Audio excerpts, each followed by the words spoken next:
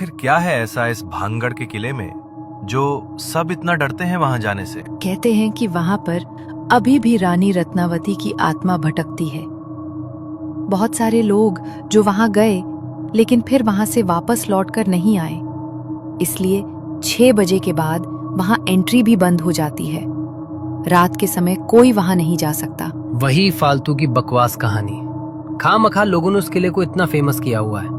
जब तक मैं अपनी आंखों से ये सब देख नहीं लेता, मैं ऐसी किसी बात को नहीं मानूंगा। ठीक है, तो फिर चलो हमारे साथ भानगढ़। तुम्हारा शक भी दूर हो जाएगा और सबके लिए एडवेंचर भी हो जाएगा। वो लोग अगले ही दिन लगभग 2 बजे गाड़ी में बैठे और भानगढ़ के लिए निकल गए। उनके शहर से भानगढ़ लगभग 2.5 से 3 घंटे की दूरी पर था। शाम के लगभग 5 बजे के आसपास वो लोग भानगढ़ पहुंचे, लेकिन वहां पर घूमने आए ज्यादातर लोग वहां से निकलकर बाहर की तरफ आ रहे थे। लगता है सब जा रहे हैं यहाँ से। यहाँ का खौफ ही ऐसा है कि किला बंद होने से पहले ही लोग खुद किले से बाहर आ रहे हैं। लोग तो होते ही डरपोक है। चलो हम अंदर चलते हैं। वो लोग किले के अंदर जाने लगे। तभी वहां के गार्ड ने पीछे से आवाज लगाकर उन्हें रोक दिया। 5 बज रहे हैं। 6 बजे किले को बंद करने का टाइम हो जाता है, तो 6 बजे से पहले बाहर आ जाना। ठीक है अंकल, आप चिंता मत करो, हम आ जाएंगे। गार्ड को आश्वासन देकर वो पांचों अंदर चले गए और 6 बजे तक किले में इधर उधर घूमते रहे, मगर तब तक उन्हें वहां कुछ भी महसूस नहीं हुआ। वहां हल्का हल्का अंधेरा छाने लगा। तभी वहां उन्हें किसी के कदमों की आहट सुनाई दी।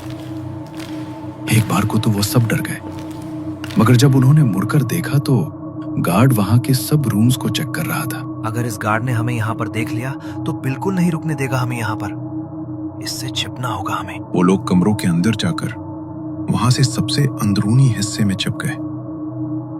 गार्ड को जब वहां कोई नहीं मिला तो वो भी वहां से वापस बाहर आ गया। चलो, वो गार्ड भी यहाँ से चला गया। अब हम आराम से यहाँ रुक सकते हैं। मैंने सुना है कि भूत प्रेत और ऐसी शक्तियाँ परफ्यूम की खुशबू से बहुत अट्रैक्ट होती हैं, तो चलो परफ्यूम भी लगा लेता हूँ मैं। अगर रानी रत्नावती के भूत को तुझे ढूंढना होगा तो ऐसे भी ढूंढ लेगी। उसके लिए तुझे ये परफ्यूम लगाने की जरूरत नहीं है। मजाक छोड़ो यार। देखो, हम यहाँ पर रुक रहे हैं वो तो ठीक है, लेकिन ऐसी चीजें करके तुम यहाँ पर भटक रही शक्ति को उकसाओ मत। अरे चुप करो यार तुम।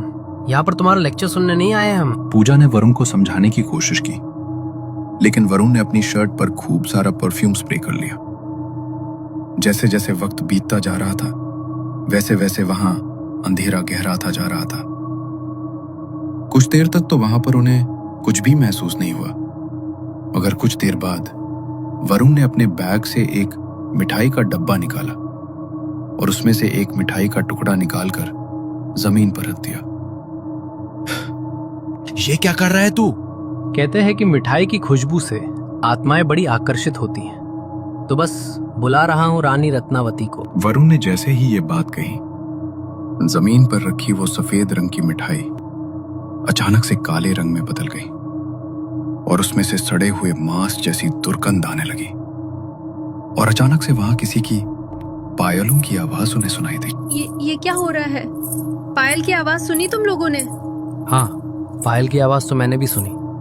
तभी वहां आने वाली पायल की वो आवाज इतनी तेज हो गई जैसे पायल पहनी हुई कोई औरत सीधे उनकी तरफ ही आ रही हो।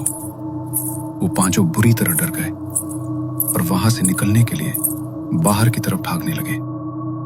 बाकी सब तो उस कमरे से निकल गए, लेकिन एक पत्थर से वरुण का पैर टकराया और वो वहीं गिर पड़ा। तभी वो पायलों की आवाज ठीक उसके पास आकर रुकी और उसने जैसे ही पीछे मुड़कर देखा तो रानी का लिबास पहनी एक औरत ठीक उसके सामने खड़ी थी और उसके पैर पीछे की तरफ मुड़े हुए थे। उसे देखकर वरुण की जोरदार चीख निकल गई। तभी उस औरत ने वहां पर रखे उस काले रंग के मिठाई के टुकड़े को उठाया तो उसके अंदर से जिंदा कीड़े रेंगते हुए नीचे गिर रहे थे। उस औरत ने अपना घूंघट हटाया और उस सड़े हुए कीड़े लगे मिठाई के टुकड़े को अपनी लंबी जीभ बाहर निकालकर निकल गई। उसका चेहरा इतना भयानक था कि डर के मारे वरुण का शरीर कांप रहा था।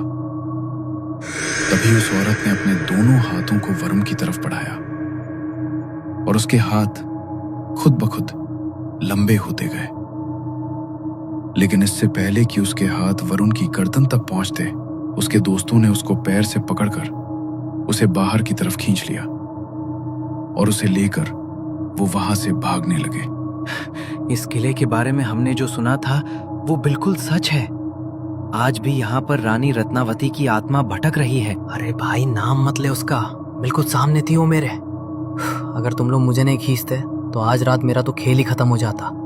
मां से निकलने के लिए वो पांचों फुल स्पीड में दौड़ रहे थे, मगर तभी फिर से उनके कानों में पायल की छन छन की आवाज पड़ी और उल्लुओं का एक झुंड और तेजी से उड़ता हुआ